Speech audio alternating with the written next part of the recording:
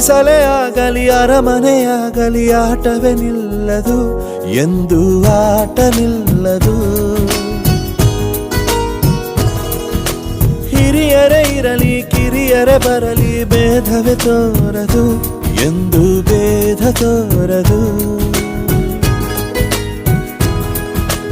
ಎಲ್ಲ ಇದ್ದು ಏನು ಇಲ್ಲದ ಹಾಗೆ ಬದುಕಿರುವ ಆಕಾಶ ನೋಡದ ಕೈಯೇ ನೆನೆದು ಪ್ರೀತಿ ಹಂಚಿರುವ ಜೊತೆಗಿರು ನೀನು ಅಪ್ಪನ ಹಾಗೆ.